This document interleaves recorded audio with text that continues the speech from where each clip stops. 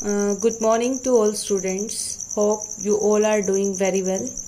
Today's lecture is Inorganic Chemistry. The name of the chapter is Coordination Chemistry. Most important topic for CBSE, class 12th and all competitive exams. So students, firstly we discuss about what do you mean by coordination chemistry. Then we discuss different terms which help to study coordination chemistry. तो बच्चों आज जो हम discuss करने जा रहे हैं सबसे पहले हम ये देखेंगे कि कोऑर्डिनेशन केमिस्ट्री है क्या। तो बच्चों एक बात ध्यान से देखना, कोऑर्डिनेशन केमिस्ट्री में हम एक टाइप के कॉम्प्लेक्सेस पढ़ते हैं, that is your coordination complex या हम बोल देते हैं कोऑर्डिनेशन कंपाउंड्स। ठीक है, कोऑर्डिनेशन केमिस्ट्री बच्चों इनऑर्गेनिक केमिस्ट्री की ब्रांच है। जैसे हमें पता है केमिस्ट्री के अंदर 3 होते हैं हमारी, तो ये हम स्टडी डील कर रहे हैं इनऑर्गेनिक केमिस्ट्री में। तो इनऑर्गेनिक केमिस्ट्री में हमारा ये चैप्टर कवर होगा, that is your coordination complex या कोऑर्डिनेशन कंपाउंड। अब हमें इसमें डील क्या करना है, तो सबसे पहले आपको एक बात याद रखनी है कि कोऑर्डिनेशन कॉम्प्लेक्स में 2 स्पीसीज इन्वॉल्व होती हैं। जब भी एक कोऑर्डिनेशन कॉम्प्लेक्स बनता है तो 2 स्पीसीज आर इन्वॉल्व्ड, 2 स्पीसीज हमारी इन्वॉल्व होंगी। One is your metal and second is your ligand. तो बच्चों एक बात तो याद रखना कि कोऑर्डिनेशन कॉम्प्लेक्स को बनाने में 2 स्पीसीज इन्वॉल्व होंगी, एक तो मेटल जिसको हम दूसरा नाम बोलते हैं सेंट्रल एटम, और एक हमारा इन्वॉल्व होता है लिगेंड। ठीक है, अब हमें ये पता होना चाहिए कि what do you mean by metal. तो सबसे पहले हम डिस्कस करते हैं what do you mean by metal, या आप बोल सकते हो सेंट्रल एटम। तो बच्चों मेटल क्या है, इलेक्ट्रॉन एक्सेप्टर स्पीसीज, वो जो इलेक्ट्रॉन को क्या कर सके बच्चों, एक्सेप्ट कर सके। तो जो हमें बेसिकली हमें पता है metal is an electron donor species, लेकिन कोऑर्डिनेशन कॉम्प्लेक्स में क्या होता है बच्चों, यहाँ थोड़ा प्रोसेस रिवर्स मैनर में चलता है। मेटल को क्या करना पड़ता है, इलेक्ट्रॉन एक्सेप्ट करना पड़ता है, जबकि जो हमारा लिगेंड है बच्चों वो क्या है, एक इलेक्ट्रॉन डोनर स्पीसीज। मतलब एक स्पीसीज इलेक्ट्रॉन डोनेट करेगी और दूसरी स्पीसीज क्या करेगी, इलेक्ट्रॉन एक्सेप्ट करेगी। तो अब आपके माइंड में कंफ्यूजन रहेगा कि why metal accept electron, metal तो इलेक्ट्रॉन डोनेट करती है।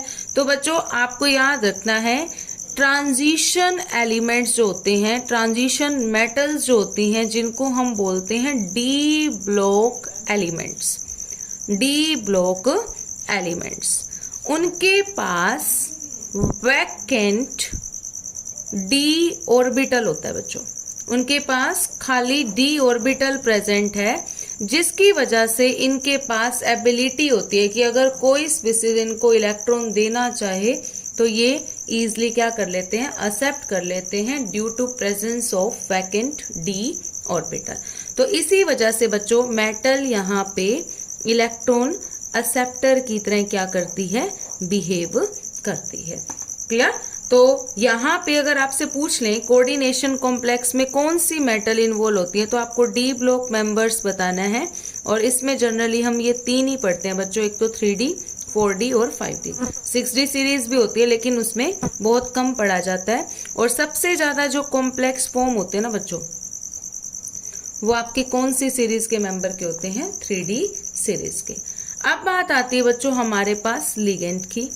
तो जैसे कि मैंने अभी बताया कि ligand is an electron donor species, जो इलेक्ट्रॉन डोनेट करके जाए। अब आपको ये भी पता होना चाहिए मतलब इलेक्ट्रॉन डोनर स्पीसीज कौन सी होती है, हमने तो पढ़ी नहीं है, इसमें तो हमें एग्जाम्पल पता होने चाहिए। तो लिगेंड बच्चों आपके 3 में स्टडी किए जाते हैं, 3 में इसको क्लासिफाई किया गया है। एक वो लिगेंड्स होते हैं बच्चों जो नेगेटिव होते हैं, नेगेटिव चार्ज। एक होते हैं बच्चों न्यूट्रल, न्यूट्रल का मतलब जिनके ऊपर कोई चार्ज नहीं होगा, और एक होते हैं बच्चों आपके पॉजिटिव चार्ज लिगेंड्स। तो अगर आपसे कोई पूछ ले कि लिगेंड्स को कितने में क्लासिफाई करोगे, तो हम क्लासिफाई करेंगे 3 में। One is your negative charge, one is your neutral, one is your positive. अब सबसे पहले जो हम डिस्कस कर रहे हैं, एक एग्जांपल अभी बता रही हूँ बच्चों। नेगेटिव में आते हैं आपका जैसे F negative, Cl negative, Br negative, I negative. ये आपके कैसे लिगेंड्स हैं बच्चों? Negative charge ligands. क्लियर?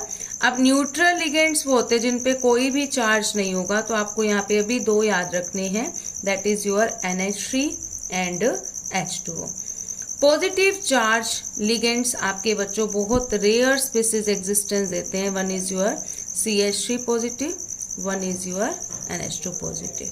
तो ये आपके कौन से होंगे बच्चों? पॉजिटिव। तो ये आपको कुछ कंसेप्ट्स याद रखने हैं बच्चों कि नेगेटिव में हम कौन से इंक्लूड करेंगे, पॉजिटिव में हम कौन से इंक्लूड करेंगे, न्यूट्रल में कौन से इंक्लूड करेंगे, और ट्रांजिशन कॉम्प्लेक्स को बनाने के लिए हमें कौन से मेटल की रिक्वायरमेंट्स है वो भी मैंने आपको बता दिया, that is your D block metals.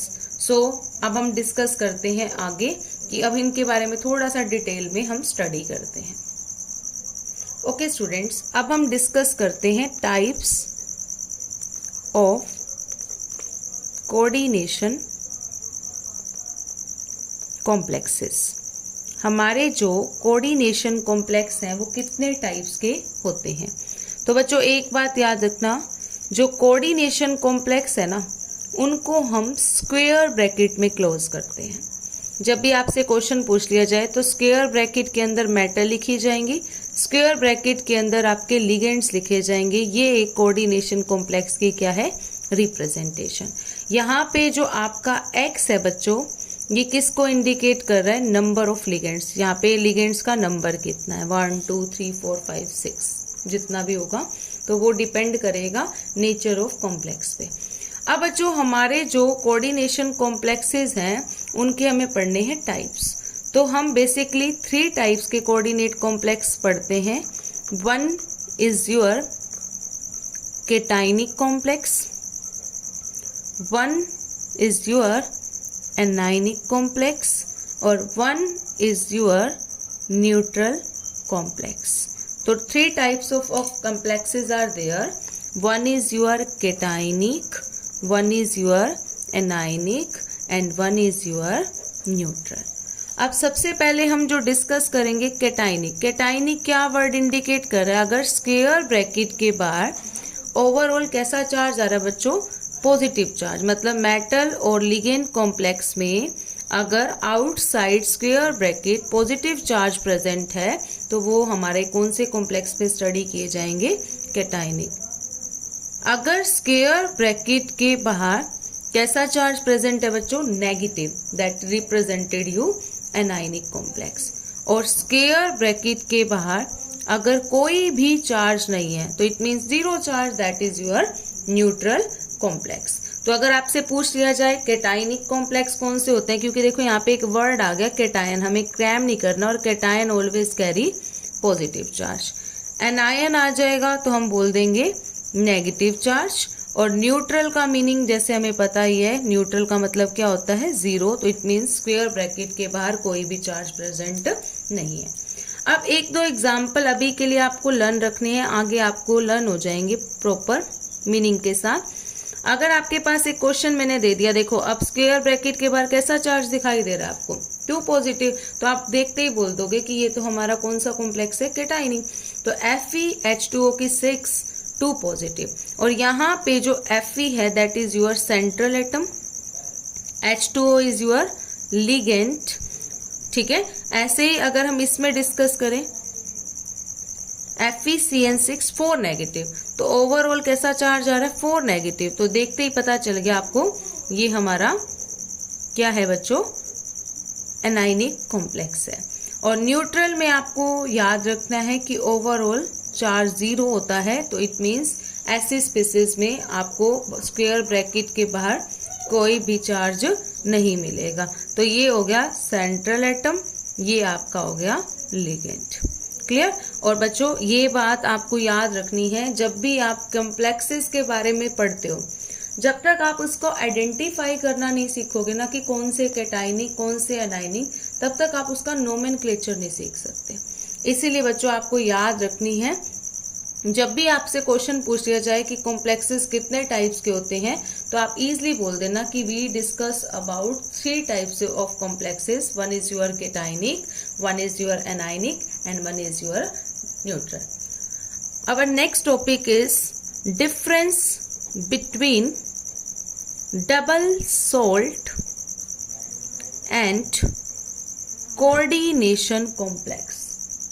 आपसे क्वेश्चन में बहुत बार पूछा जाता है कि डबल सोल्ट क्या होता है, कोऑर्डिनेशन कॉम्प्लेक्स क्या होता है और दोनों में क्या डिफरेंस है। तो सबसे पहले हम जो डिस्कस करने जा रहे हैं वो हम डिस्कस करने जा रहे हैं डबल सोल्ट। नाम से इंडिकेशन मिल रहा होगा आपको, डबल का मतलब होता है 2, सोल्ट आपको इंडिकेट कर रहे हैं, जहां पे 2 सोल्ट की कॉम्बिनेशन मिलेंगी that is your double salt. Example आपको याद रखना है, वन इज योर कार्नेलाइट। बहुत बार क्वेश्चन आ चुका है कार्नेलाइट के ऊपर। इसका फॉर्मूला होता है बच्चों KCl MgCl2.6H2, that is your double salt. कैसे पता चला कि एक डबल सोल्ट है, तो आप देख सकते हो इसके अंदर एक सोल्ट ये है KCl और एक सोल्ट है आपका MgCl2, जो आपको ये डिफरेंस बताता है कि ये डबल सोल्ट में आता है। क्लियर? एक आपने मोहर सोल्ट काफी बार सुना होगा, ये भी आपका डबल सोल्ट है। क्या है इसका फॉर्मूला? FeSO4.NH4 की twice SO4.6H2, that is your मोहर सोल्ट। तो यहाँ पे भी आपके 2 सोल्ट्स कंबाइन कर रहे हैं, इसीलिए इसको क्या बोल देंगे बच्चों? Double salt. तो पहले तो हमने डिस्कस कर लिया कि डबल सोल्ट होता क्या है। अब हमें इनके बीच में क्या करना है, डिफरेंस, कि डबल सोल्ट कोऑर्डिनेशन कॉम्प्लेक्स से कैसे अलग है। तो आपको एक बात याद रखनी है बच्चों, जब भी आप डबल सोल्ट को किस में ऐड कर दोगे? वाटर में, तो ये पूरी तरह से डिसोशिएट हो जाता है, पूरी तरह से डिसोशिएट हो जाता है। The double salt after hydrolysis completely dissociate into ions, ions में पूरी तरह से स्प्लिट कर जाता है, पूरी तरह से डिसोशिएट हो जाता है। तो ये आपको याद रखना है, ये डबल सोल्ट का फीचर है कि जब भी आप उसको वाटर में ऐड करोगे तो हाइड्रोलिसिस के बाद वो पूरी तरह से क्या होगा? आयंस में ब्रेक हो जाएगा। अब हम एक एग्जाम्पल लेते हैं जिससे आपको और भी अच्छे से क्लियर हो जाएगा। तो मैंने अभी आपको एग्जाम्पल दिया था कार्नेलाइट का।